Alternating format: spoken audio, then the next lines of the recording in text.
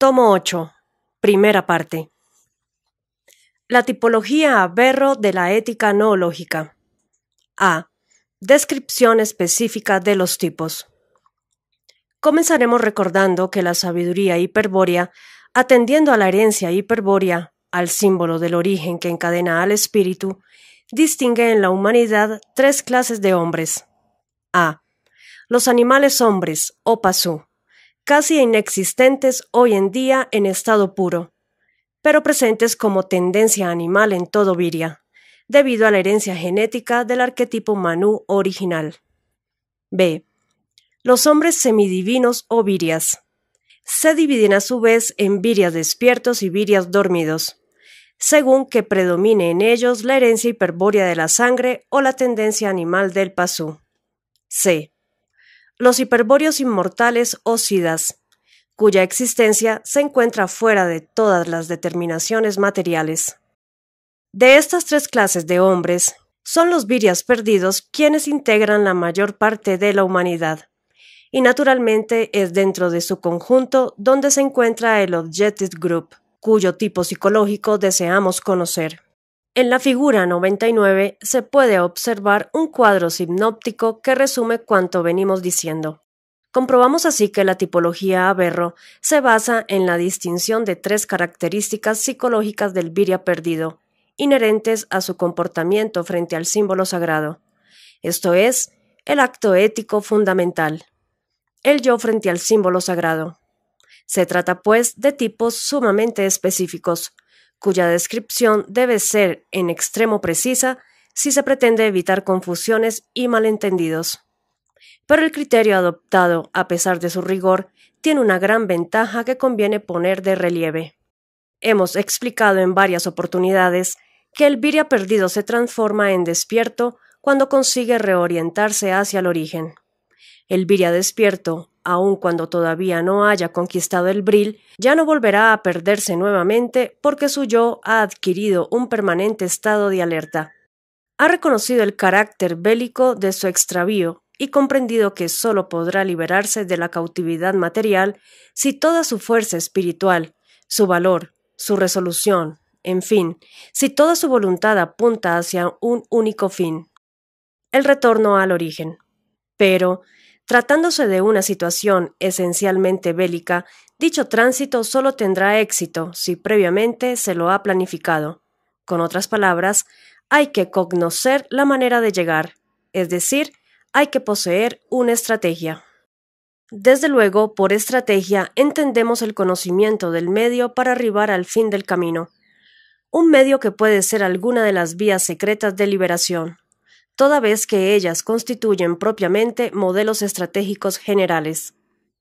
Es de la mayor importancia, entonces, saber de qué manera es posible conocer gnósticamente una vía secreta, para disponer así de la necesaria estrategia propia.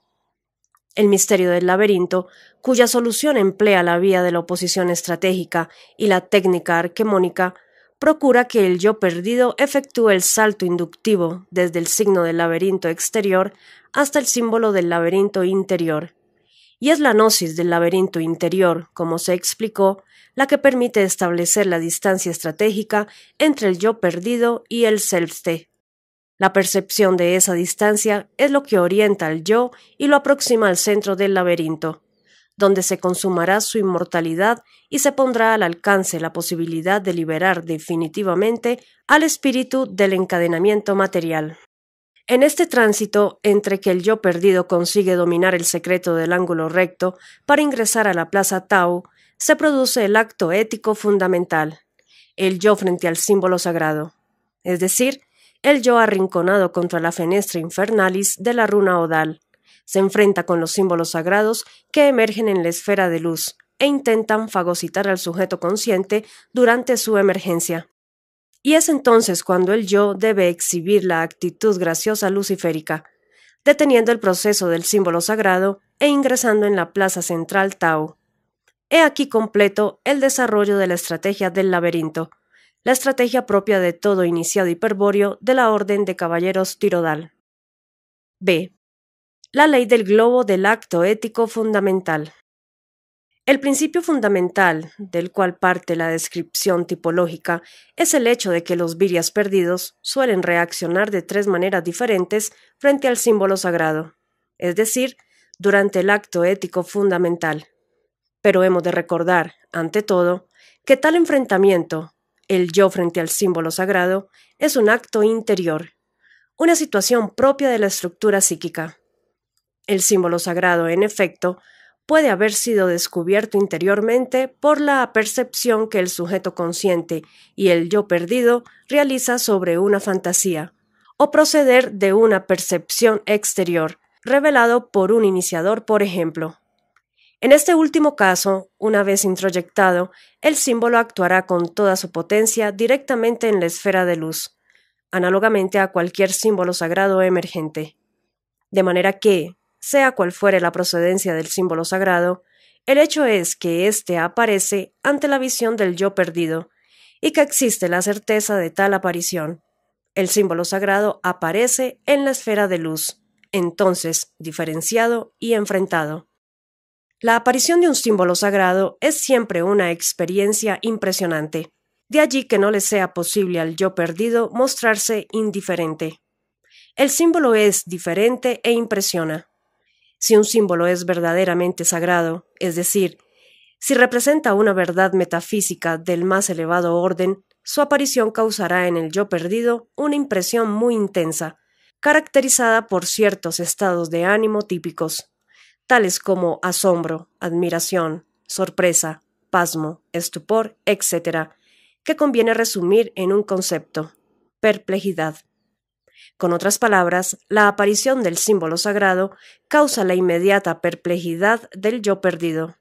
Sin embargo, tal impresión no dura mucho tiempo, e indefectiblemente sucede una reacción del yo perdido, quien adopta una de las tres actitudes mencionadas en el cuadro sinóptico de la figura 99: actitud lúdica, actitud sacralizante o actitud graciosa luciférica.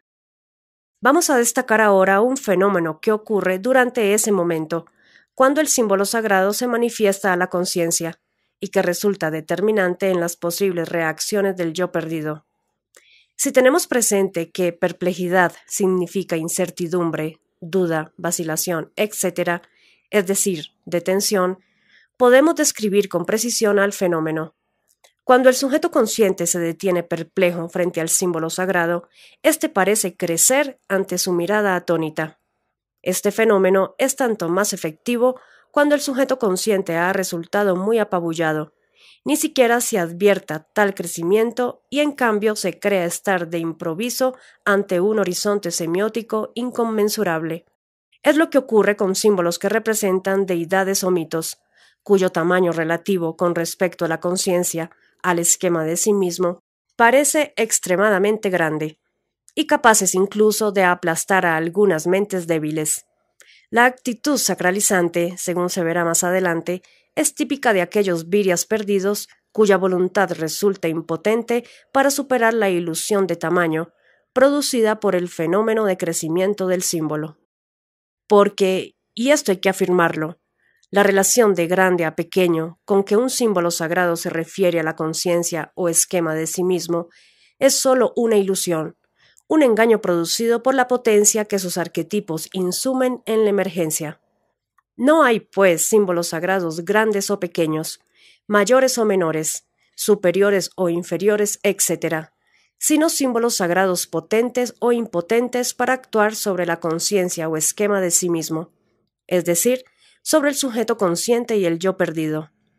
Vale decir, en el interior del virya, completando su totalidad psíquica, están todos los símbolos, y ninguno es mayor o superior a la conciencia misma, al esquema de sí mismo. Es la poderosa potencia de algunos símbolos sagrados la que produce gran perplejidad en el yo perdido y ocasiona la ilusión de tamaño. Para interpretar correctamente la naturaleza del fenómeno, es necesario recordar el origen de esa potencia subyacente en los símbolos sagrados. Los mitos estructurados en los esquemas de la estructura cultural o los correspondientes arquetipos universales o mitos. Es evidente entonces que, Si el símbolo sagrado causante de la perplejidad del yo perdido representa un arquetipo actual, su crecimiento ha de provenir del proceso evolutivo en que éste intenta desarrollarse. Con otras palabras, el crecimiento es la forma como el yo perdido percibe al proceso del símbolo sagrado. Como sabemos, el proceso solo puede ser interrumpido por la acción volitiva del yo. Si la voluntad, por caso, no fuese suficiente, el proceso del símbolo sagrado continuará hasta la entelequia, nutriéndose para su desarrollo, durante todo ese lapso, de energía tomada de la esfera de luz. Esto significa que la esfera de luz se va identificando paulatinamente con la representación arquetípica del símbolo sagrado, o también que la emergencia del mito ocupa completamente la capacidad de la esfera de luz. Recordemos a este respecto lo dicho en la primera parte. De la potencia con que un símbolo atraviese el umbral de conciencia depende la región de la esfera de luz en la que haya de manifestarse. El símbolo I', por ejemplo, se estabiliza frente al sujeto consciente en el nivel Epsi'. Ver figura 21. El nivel de estabilización de toda representación consciente se alcanza en un solo movimiento que comienza en la estructura cultural. En la figura 21, esto significa que el símbolo I' emerge desde el plano de significación hasta el nivel Epsi', en un solo movimiento, progresivo hasta Epsi y brusco hasta Epsi'. En el nivel de estabilización acaba la emergencia y comienza el proceso. La estabilidad de una representación es vivenciada por el sujeto como la aparición de la imagen, como un símbolo que de pronto emerge y se hace claro en la conciencia. Pero tal estabilidad no indica quietud, sino que señala solo un cambio en la actividad del símbolo. A partir de allí comienza un proceso entelequial que puede enajenar completamente la atención del sujeto a menos que éste disponga de suficiente energía, o sea, de voluntad, como para contrarrestarlo. Sea como fuere, lo efectivo es que, si no hay voluntad de sustraerse al proceso arquetípico del símbolo sagrado, o si ésta es insuficiente, el proceso continúa su evolución hacia la perfección final o entelequia, o sea, el proceso se estabiliza.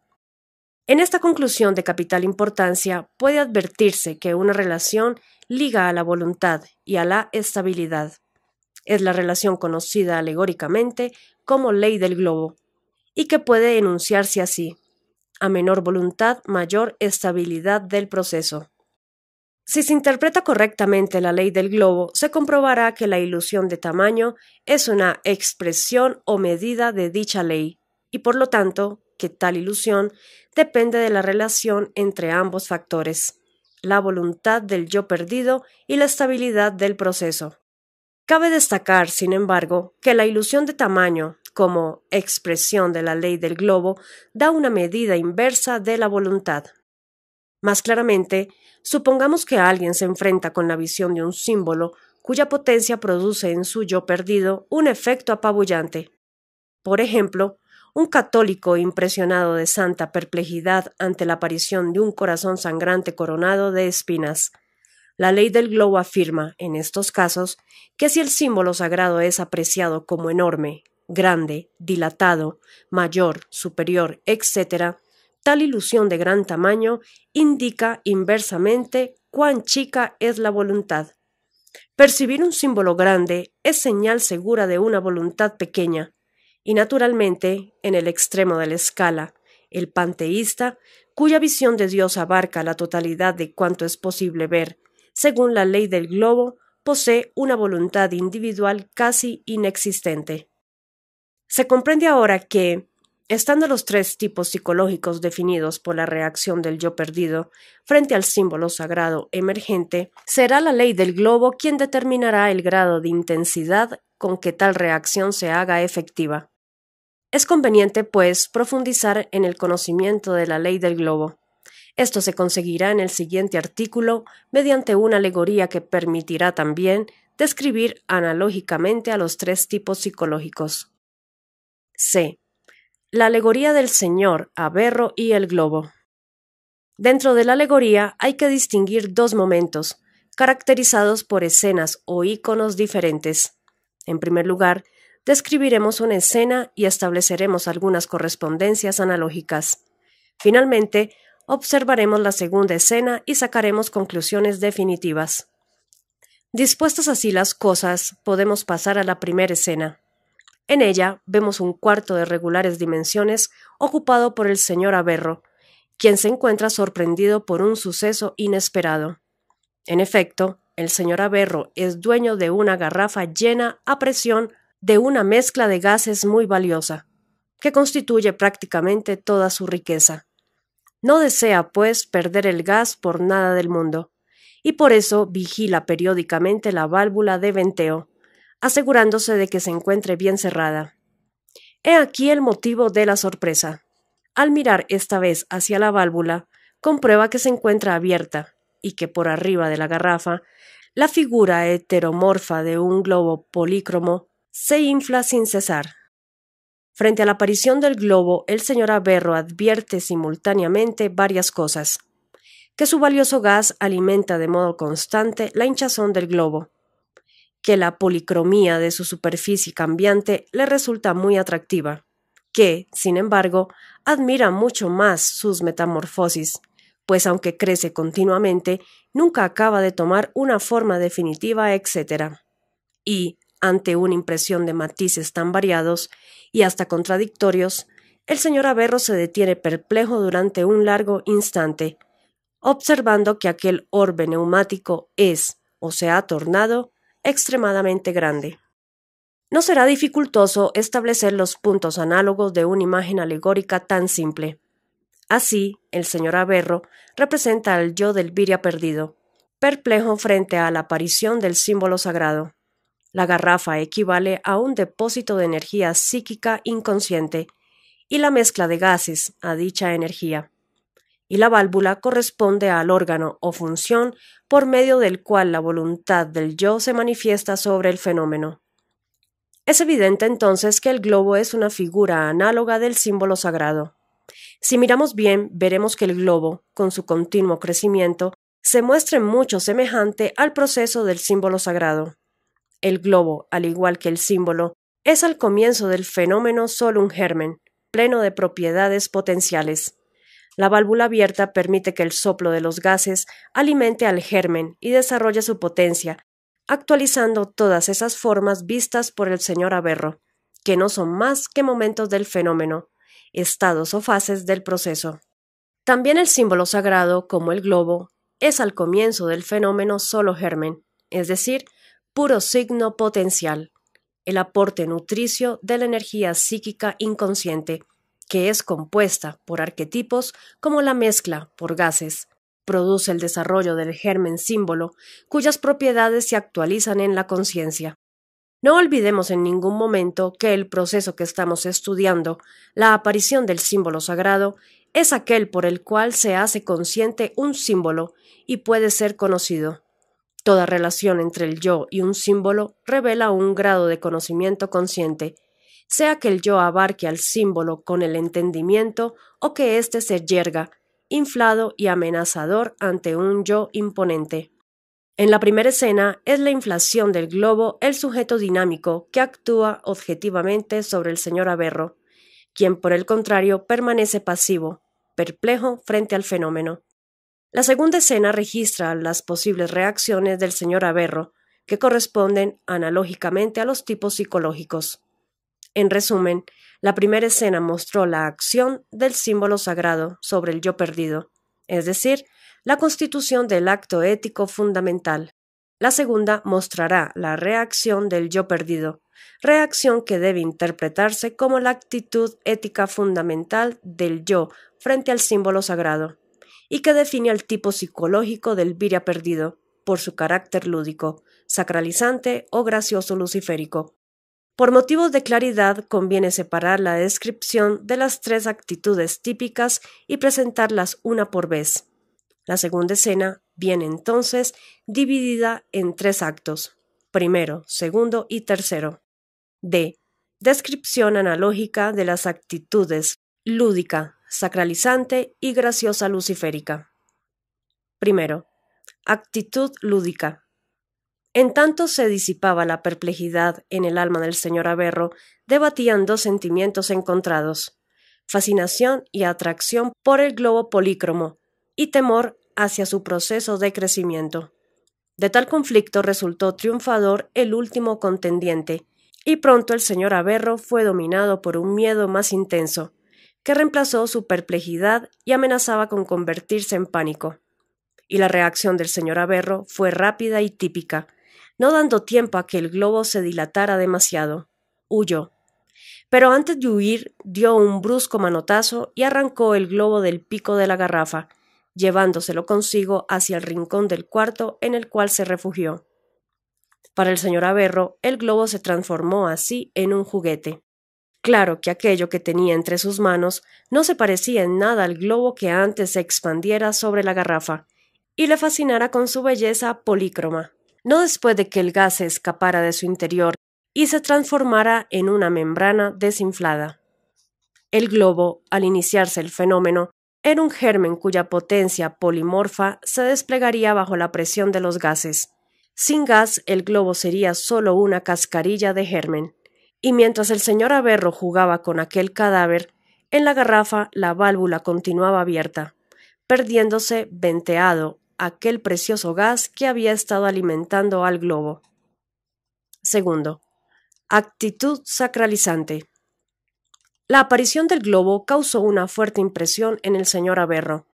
Al principio se sintió como conmocionado, helado de asombro y finalmente maravillado.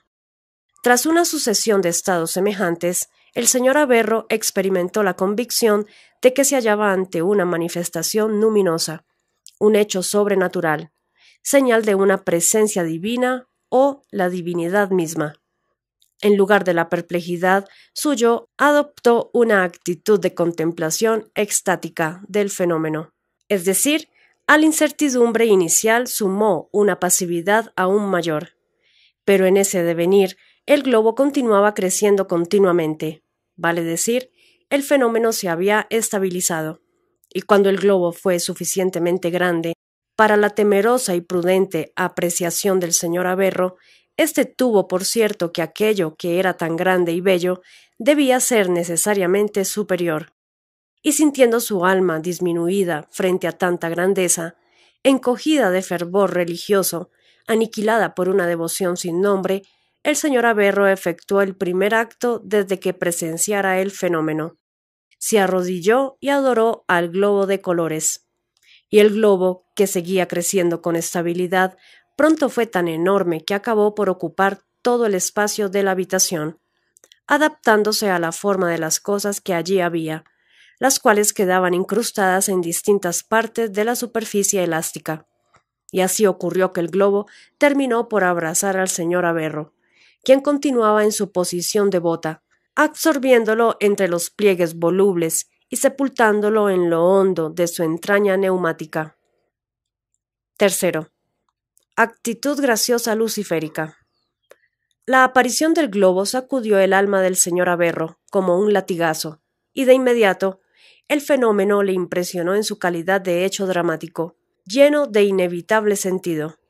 La perplejidad fue abandonada ante la íntima convicción de que se debía actuar. Pero tal actuación sobre el fenómeno era presentida desde el principio como fatalmente trágica, y por eso el señor Averro sonrió para darse coraje. El señor Averro, que observaba atentamente el fenómeno, adoptó la actitud de sonreír en el momento de actuar, y en ese mismo momento se produjo el milagro.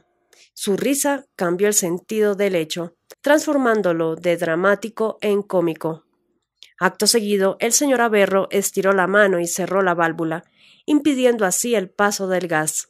El globo quedó fijado en un punto de su despliegue, y así fue conservado por el señor Averro, quien luego de inspeccionarlo y aprenderlo, lo incorporó a su colección de objetos neumáticos, utilitarios, didácticos y humorísticos. Vigencia de la ley del globo en el acto ético fundamental. Si consideramos que la aparición del globo, el único globo causante de las tres reacciones, primera, segunda y tercera, es un suceso análogo a la aparición de un símbolo sagrado frente al yo perdido, tal como se demostró, Concluiremos que los tipos descriptos en los 3 actos de la segunda escena corresponden efectivamente a tipos psicológicos característicos del Virya perdido. Antes de ocuparnos de tales correspondencias, conviene destacar una consecuencia de carácter general. ¿Cuál es la vigencia de la ley del globo? Esto es, en toda la alegoría, en efecto, tanto en la primera escena como en los 3 actos, primero, segundo y tercero de la segunda, se verifica analógicamente la ley del globo. A menor voluntad, mayor estabilidad del proceso. Recordemos que el yo perdido, por su esencia noológica, se manifiesta como una fuerza volitiva. Por lo tanto, el yo perdido solo puede reaccionar volitivamente, es decir, energéticamente frente al símbolo sagrado. Por eso la perplejidad del yo implica neutralidad energética, nulidad volitiva. Así, de acuerdo a la ley del globo, cuando el señor Averro se detenía perplejo frente al globo, éste crecía y el fenómeno tendía a estabilizarse. En el acto segundo, por ejemplo, el caso en que el señor Averro reduce devotamente su voluntad al mínimo, el fenómeno alcanza una estabilidad completa en su desarrollo, y el globo toma un tamaño desmesurado que ocupa la totalidad de su ámbito sensible. La ley del globo anticipa, entonces, que dicho enorme tamaño expresa de manera inversa la medida pequeña de la voluntad. F. Conclusión analógica de la alegoría del señor Averro y el globo. Comprobada la validez de la ley del globo en la alegoría, pues la misma es propiedad del acto ético fundamental, podemos dedicarnos a examinar la tipología Averro. Empero, acerca de la actitud lúdica exhibida por el señor Averro en el acto primero, poco es lo que cabe agregar a lo ya dicho en comentarios anteriores. Solo señalaremos que en esta imagen, acto primero, como en ninguna otra, ha quedado dolorosamente de manifiesto el efecto desastroso que la degradación del símbolo tiene sobre la conciencia del jugador sacrílego. En la alegoría puede observarse claramente cómo la profanación y degradación del símbolo, representada por el manotazo y apropiación del globo, causa una mutilación en el alma, una herida psíquica por la que se escapa energía del inconsciente, figurada en la pérdida de gas de la garrafa. Tal energía, fuera del control del sujeto consciente o del yo, circula desde la esfera de sombra a la esfera de luz, brotando en el umbral de conciencia en el sitio donde estaba el símbolo sagrado emergente. No hace falta insistir en que toda clase de patologías psíquicas y hasta la demencia irreversible pueden ser causadas por lesiones semejantes. Notemos también que la atención del señor Averro se concentra finalmente en la cascarilla del germen globo que tiene entre sus manos, olvidando por completo a la garrafa y al valioso gas que de ella se escapa. Este olvido equivale a la represión que el yo perdido del jugador sacrílego efectúa contra el fenómeno procesual, una vez que ha conseguido degradar al símbolo sagrado, para interrumpir el proceso y sumergir al arquetipo o mito nuevamente en el inconsciente. Pero, si bien lo miramos, el yo perdido ha obrado allí como si destapara un depósito de energía psíquica del cual el símbolo sagrado era su tapa. La represión consiste en olvidar el depósito, en quitarlo de la vista en lo posible, definitivamente. Y la represión tiene éxito en este sentido. Al depósito no se lo ve más, pero tal triunfo es altamente costoso, pues el depósito por fin olvidado permanece indefinidamente destapado y activado para liberar la energía, es decir, está preparado para convertirse en una futura fuente oculta de perturbaciones. G. Criterio en la tipología Averro. Para mayor claridad de lo que sigue, hay que definir un orden cualitativo en la tipología Averro. De acuerdo a ese orden, que se fundamenta en el principio hiperbóreo de la orientación estratégica, el tipo realmente superior es el gracioso luciférico, quien se encuentra mejor orientado hacia el origen que los otros dos. Tal tipo describe el más elevado estado espiritual que le es posible alcanzar a un Virya perdido. Con este criterio ha sido ordenado el cuadro sinóptico de la figura 99, en concordancia con la sucesión de actos de la segunda escena. Luego del primer tipo, el gracioso luciférico, viene en segundo orden el tipo sacralizante, menos orientado que el anterior, pero más que el siguiente. Así, en último término, se ubica el tipo lúdico en la tipología Averro, el más extraviado de todos. Los tres tipos quedan, de ese modo, opuestos de superior a inferior según el orden declarado. Por ejemplo, el tipo sacralizante es superior, es decir, mejor orientado que el tipo lúdico, etc. El tipo gracioso luciférico, el Objective Group, el grupo blanco contra el cual se dirige el ataque de la sinarquía, previsto en la segunda parte del plan expuesto en el artículo O, se halla en lo alto de la escala, como ejemplar superior a los otros dos tipos. H. Tipo lúdico y tipo sacralizante. Si el tipo lúdico se caracteriza por la actitud contradictoria de temor y atracción por el símbolo sagrado, de manera opuesta el tipo sacralizante descuella por la sumisión al símbolo sagrado y la sublimación del símbolo sagrado. En un ejemplo anterior se ha señalado al acto B que describe alegóricamente al tipo sacralizante, como clara muestra de la efectividad con que actúa la ley del globo. En efecto, es característico de este tipo la tendencia a la contemplación del símbolo sagrado, actitud que requiere, para ser plena, de la quietud del sujeto anímico, de la pasividad extrema del alma. Consecuentemente, la voluntad se ve así debilitada y reducida, y de acuerdo a la ley del globo, el símbolo crece enormemente, produciendo la ilusión de tamaño, que es una medida inversa de la voluntad. Este último efecto estuvo representado en la alegoría por la desbordante inflación del globo. Si hablamos de ilusión, estamos aludiendo a apariencias. El tipo sacralizante es, justamente, aquel cuya realidad se compone exclusivamente de apariencias. Para comprobarlo, no hace falta más que atender al carácter contemplativo. La contemplación del símbolo sagrado jamás incluye su examen o inspección racional, actos a los que se juzga irrespetuosos y sacrílegos. Por el contrario, aquella contemplación se contenta con el aspecto más exterior y aparente del símbolo sagrado, pues considera como un favor o una merced divina cualquier conocimiento ulterior al mismo. Si penetra en el interior del símbolo sagrado, si toma contacto con su esencia arquetípica, ello no se debe a un esfuerzo por conocer, a un movimiento efectuado por el yo perdido para llegar hasta él y atravesar el velo y la apariencia. Es el símbolo sagrado inversamente quien anestesia al yo perdido y se expande en la conciencia, en todo semejante al globo del señor Averro, absorbiéndolo en sus profundidades neumáticas. El símbolo sagrado se revela así al yo perdido, luego de anestesiarlo y fagocitarlo. Y tal catástrofe no sólo no es jamás resistida por el tipo sacralizante, sino que es tenida en alta estima, denominándosela éxtasis sagrado, éxtasis divino, unio dei, etc. Y tipo gracioso luciférico.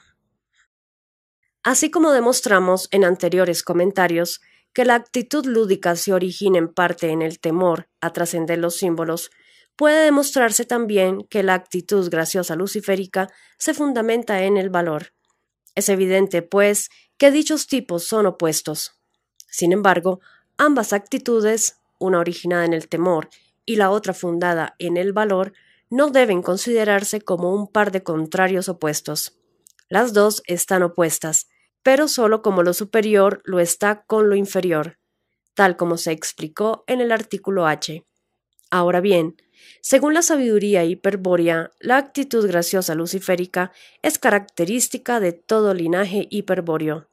Aún el furor berserkir, propio de los siddhas, no podría producirse si el yo despierto previamente no hubiese adquirido una actitud graciosa luciférica. Tampoco el virya perdido, por supuesto, podría concretar la iniciación hiperbórea si no adoptase la actitud ética previa a la aislación del yo perdido, es decir, la actitud graciosa luciférica. Pero recién acabamos de afirmar que la actitud graciosa luciférica se fundamenta en el valor.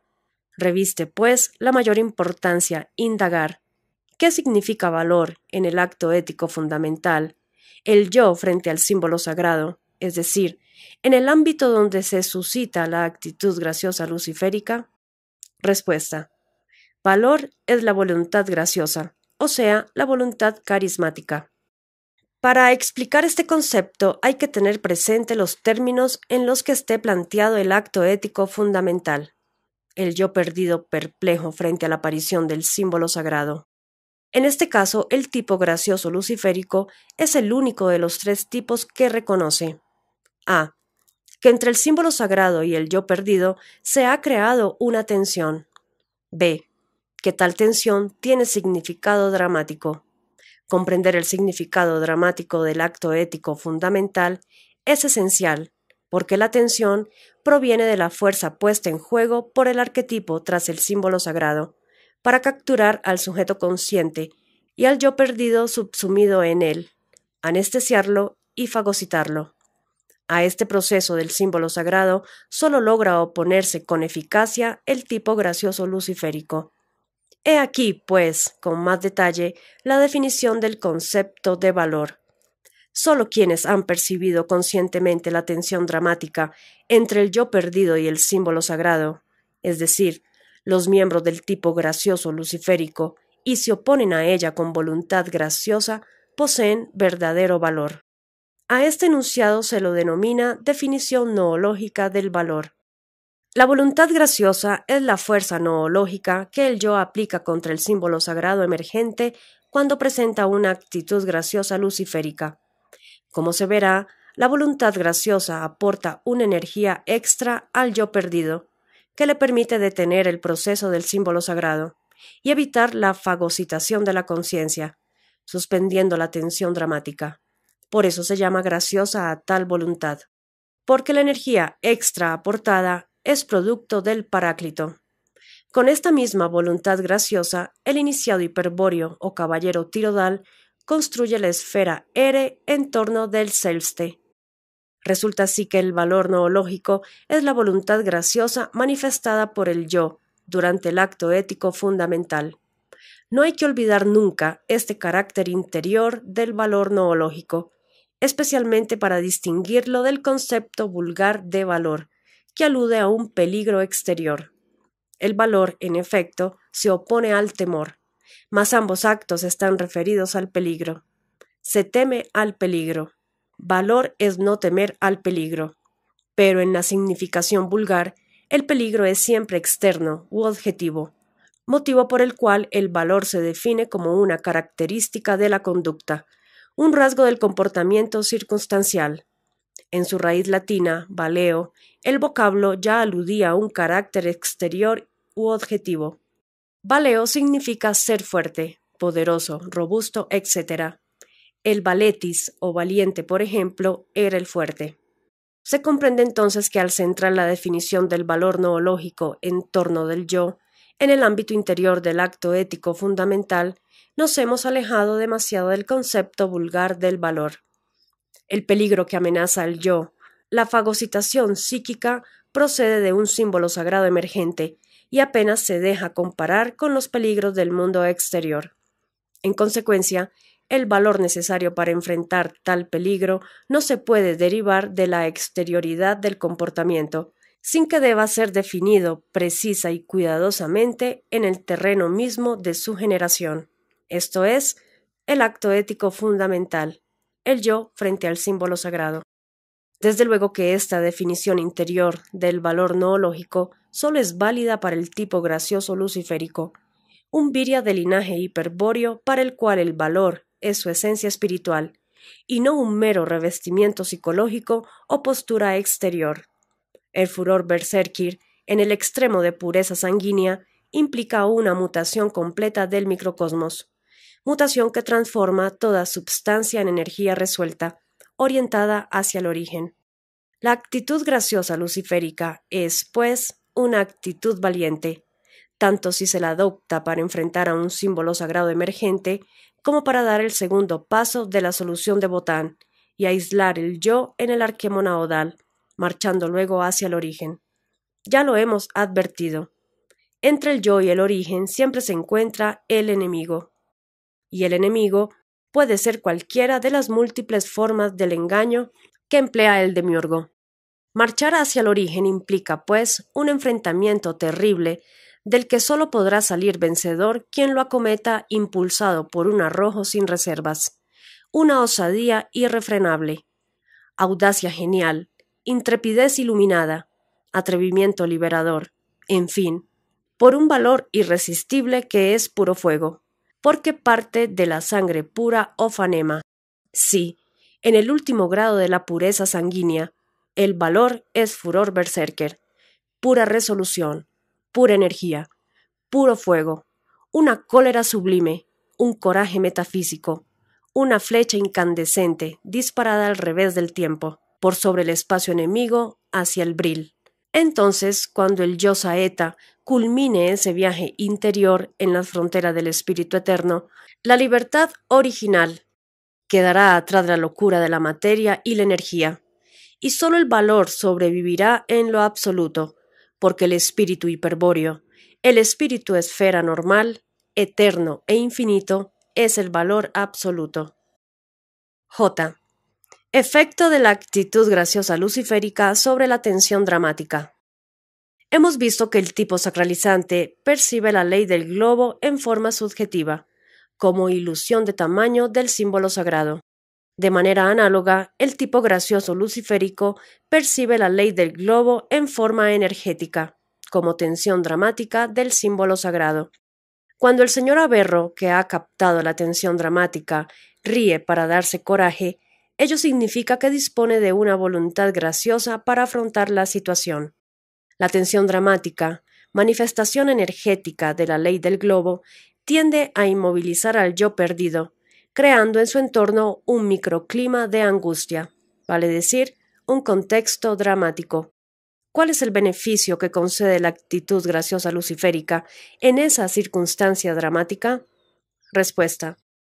La actitud graciosa luciférica suspende la tensión dramática. Por eso el señor Averro puede tranquilamente cerrar la válvula, es decir, aplicar su voluntad y detener el fenómeno, es decir, interrumpir el proceso del arquetipo. Luego, sin alterarse en nada, es decir, sin que el yo perdido resulte afectado, se dedica a inspeccionar el globo, vale decir, el yo perdido aprende el símbolo sagrado. Y esta actitud gnóstica, netamente espiritual, valerosa hasta la temeridad, que ríe del peligro y toma lo que le conviene sin pedir permiso a nadie, es, no hace falta insistir en ello, verdaderamente luciférica. Mas, si la actitud graciosa luciférica suspende la tensión dramática, ¿qué percibe en cambio? Respuesta. Una situación cómica, graciosa pero notoriamente falsa. Ante la mirada luciférica, la circunstancia dramática pierde su atmósfera trágica o angustiante y se revela, en cambio, artificiosa y ficticia. Por eso se dice que la mirada luciférica es risueña, que la risa brilla en los ojos, mirada que los demonios y algunos mentecatos encuentran ofensiva, pero delante de la cual el engaño se hace patente sin remedio. Si tuviésemos el valor suficiente como para mirar el universo y reír con la risa de Lucifer, veríamos cómo esa maldita ilusión se disuelve en el caos primordial. Resumiendo, el tipo gracioso luciférico jamás asumirá la actitud lúdica o sacralizante frente al símbolo sagrado, intentando degradarlo o sumiéndose a él, sino que inversamente dispondrá de la posibilidad de trascenderlo y de tomar conocimiento de su esencia arquetípica. Si la potencia del símbolo sagrado es, o parece ser, demasiado intensa, hasta un grado tal que inicialmente sobrepasa la capacidad de asimilación de la conciencia, no temerá. Exhibirá en cambio una actitud graciosa luciférica que le permitirá vencer la perplejidad ante lo grande, suspender la tensión dramática, quebrar la ley del globo y atravesar así, valiente, orgullosa y risueñamente, los límites formales del símbolo sagrado. K. Voluntad graciosa luciférica del Viria y voluntad psicológica del Pasú. Toca ahora responder a una cuestión fundamental. ¿De qué fuerza se vale la actitud graciosa para suspender la tensión dramática que, según vimos, es de naturaleza energética? Respuesta. Tal como se adelantó, la tensión dramática resulta suspendida por acción de la voluntad graciosa. Sin embargo, esta respuesta no es del todo exacta, pues carece de los detalles que aclaren que la suspensión de la tensión dramática es efecto de algo más que una mera oposición de fuerzas. Con más detalle, pues, la tensión dramática es una energía aplicada contra el yo, pero una energía que crece de acuerdo con el proceso evolutivo del arquetipo. A esta energía creciente se le opone la voluntad graciosa para contrarrestarla y suspenderla, mas ello solo será posible si la energía volitiva crece en la misma medida que la tensión dramática. Queremos significar con esto que la voluntad es de algún modo reforzada por la actitud graciosa, es decir, que recibe una energía extra. La suspensión de la tensión dramática no procede, pues, de la mera oposición, de una relación físico-matemática de fuerzas, sino de un aporte mágico de energía. Merced a tal aporte, la voluntad se eleva poderosamente de nivel, distanciándose de la oposición del símbolo, con lo cual la tensión dramática queda relativizada a un grado insignificante, suspendida en su capacidad de actuar. El aporte poderoso de energía, que además no es creciente, sino instantáneo, lo obtiene el yo por vinculación carismática, contacto que constituye uno de los principios de la estrategia psicosocial. La vinculación carismática establece un contacto trascendente con el Paráclito, que es, en verdad, quien aporta la energía extra. Con respecto al Paráclito, brindamos la siguiente definición. El agente carismático está perpetuamente presente en un plano absolutamente trascendente al mundo inmanente de la materia y se denomina Paráclito. Pero este Paráclito no es una de las personas de la Trinidad católica, sino un concepto antiquísimo de la sabiduría hiperbórea que conviene repetir aquí. El Paráclito no es un aspecto de Dios, sino la voluntad de Dios. Se entiende que la definición alude al Dios hiperbóreo, el incognoscible, y no al Pantocrator o Demiurgo. La voluntad del verdadero Dios se denomina Paráclito o voluntad graciosa del incognoscible. Ahora bien, ¿cómo, siendo absolutamente trascendente, puede el Paráclito aportar energía, es decir, voluntad graciosa al yo perdido? Respuesta. Lo explicaremos analógicamente basándonos en la siguiente cita. El yo es capaz de controlar el proceso de los símbolos sagrados si presenta frente a ellos una actitud graciosa luciférica. Con otras palabras, cuando sobreviene la crisis subruna del sujeto consciente, el yo orientado se encuentra apoyado en el ángulo recto de la arquémona y frente al umbral de conciencia. Emerge entonces frente a él un símbolo sagrado que intenta desplegarse con gran potencia. Si ese despliegue se concreta, el yo orientado estará nuevamente perdido. Pero el yo consigue detener el proceso y aún invertir el sentido para explorar su esencia arquetípica, presentando una actitud graciosa luciférica. A esto podemos agregar, como respuesta, que la actitud graciosa luciférica permite el éxtasis rúnico del ángulo recto, en el cual se apoya el yo orientado. El ángulo recto, en efecto, es una antigua runa limitante llamada Kenaz. Y en el éxtasis rúnico, según se dijo, se manifestará el Paráclito a solicitud del yo, aportando la fuerza irresistible y transmutadora de la voluntad del incognoscible. Si el espíritu, el Selbste, el yo lo reclama, el verdadero Dios se manifestará volitivamente. Por eso no es posible conocer al incognoscible sino comprobar la acción de su fuerza, que refuerza la esfera ere. En síntesis, el yo orientado, al asumir la actitud graciosa luciférica, experimenta un éxtasis rúnico que lo pone en vinculación carismática con el Paráclito, recibiendo de éste una energía extra, que le permite suspender la tensión dramática del símbolo sagrado y reforzar su esfera de voluntad egoica, ere. Pero, si bien el yo recibe íntimamente la gracia del Paráclito, lo que suspende la tensión dramática es su propio acto, es decir, su valor, puesto que tal acto es efectuado con voluntad graciosa, Y esa actitud de valor de la voluntad graciosa que suspende la tensión dramática en el acto ético fundamental es el honor noológico, la única acción moral del Virya. Contrariamente a esta voluntad graciosa procedente del espíritu, cuyo acto es el honor, la voluntad psicológica del pasú es una fuerza anímica, carente de sentido ético. La voluntad psicológica, cuya recuperación depende entonces de la normalización de la función orgánica alterada. La voluntad graciosa, en cambio, por ser de origen noológico, es decir, por proceder de un ser absolutamente trascendente, eterno e infinito como el espíritu, es independiente de lo orgánico. La voluntad graciosa del Virya, del héroe, del guerrero, no solo es potente para vencer a cualquier obstáculo que se interponga en su camino, sino que, ante todo, es potente para vencer a sus propios demonios interiores, a los mitos y símbolos sagrados, y a las debilidades que enervan la voluntad psicológica del sujeto anímico.